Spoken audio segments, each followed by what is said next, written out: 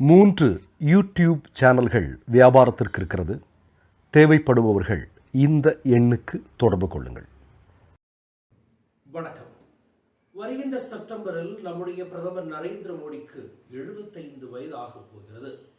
ஆனால் பாஜகவினுடைய சட்டத்திட்டங்கள் படி 75 வயது கடந்து விட்டாலே உடனடியாக தன்னுடைய மிக முக்கிய பதவிகளிலிருந்து ராஜினாமா செய்து புதிய நபர்களுக்கு வழிவிட வேண்டும் என்பதுதான் பாஜகவினுடைய மிகப்பெரிய கோட்பாடாக இன்று வரையிலும் இருக்கிறது. இதற்கு முந்தையதாக அத்வானி போன்றவர்களை இதே பெயரில் தான் ஒட்டுமொத்தமாக மிகப்பெரிய அளவில் அழுத்தம் செலுத்தி ராஜினாமா செய்ய வைத்ததும் இதே நிலையில்தான். ஆனால் தற்போது அது மோடிக்கு பொருந்துமா என்கின்ற கேள்வியும் தற்போது மிகப்பெரிய அளவில் சமூக ஊடகங்களிலும் செய்திகளிலும் பேசப்படுகிறது. அதற்கு தீயிடும் விதமாக ராஷ்டிரிய சுயம் சேவக் சங்கம் சர்சங்சாலக் மோகன் பகவத் தன்னுடைய 75 வயதில் ஒதுங்குவது குறித்து கூறிய கருத்துக்களின்படி இந்த வார்த்தைகள் உண்மையில் பிரதமர் நரேந்திர மோடியை குறிக்கிறதா என்பதையும் குறித்து கூர்மையான பல விஷயங்கள் இங்கே கேள்விகளாக வருகின்றன. இந்த வார்த்தைகள் இந்த செப்டம்பரில் பகவதுடன் சேர்ந்து 75 வயதை எட்டுகிற பிரதமர் நரேந்திர மோடியையும் குறிக்கிறனவா என்பதும் சந்தேகத்துடன் அனைவரும் பார்த்துக் கொண்டிருக்கிறார்கள். 2 மணி நேரத்திற்கும் குறைவாக பேசிய பகவத், உங்களுக்கு 75 வயது ஆகும் போது நீங்கள் இப்போதே நிறுத்தி மற்றவர்களுக்கு வழிபட வேண்டும் என்றும் அவர் தெரிவித்திருக்கிறார்.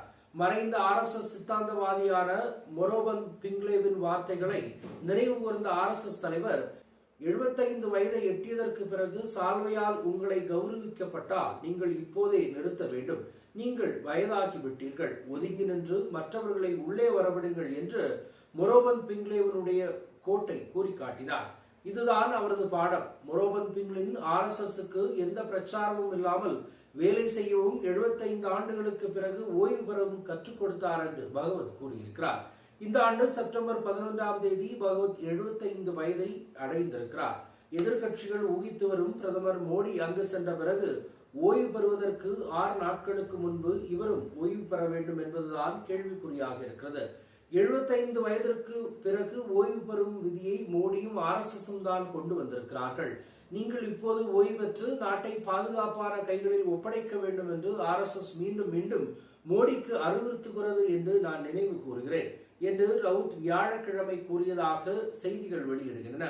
லால்கிருஷ்ண அத்வானி, முரளி மனோகர் ஜோஷி, ஜஸ்வந்த் சிங் போன்ற மூத்த தலைவர்கள் 75 வயதை கடந்த போது பிரதமர் மோடி அவர்களுக்கு ஓய்வளிக்க கட்டாயப்படுத்தினார்.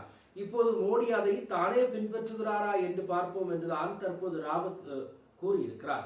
ஆனால் பிரதமர் மோடி எப்பொழுதும் ஓய்வு பெறப் போவதில்லை என்றும் 2029 தான் அதற்குரிய விஷயங்கள் சொல்லப்படும் என்றும் அமித்ஷா அடிக்கடி பேசுவதெல்லாம் நமக்கு நன்றாக தெரியும். என்னவாக இருந்தாலும் 75 வயது என்கின்ற சட்டத்தை கொண்டு வருவதற்கு பிறகு இரண்டு பேருக்கும் ஆங்காங்கே கைகளை காட்டிக் கொள்ளலாம். ஏனென்றால் மோகன் பகவத்திற்கும் 75 வயது ஆகிறது, மோடிக்கும் 75 வயது ஆகிறது.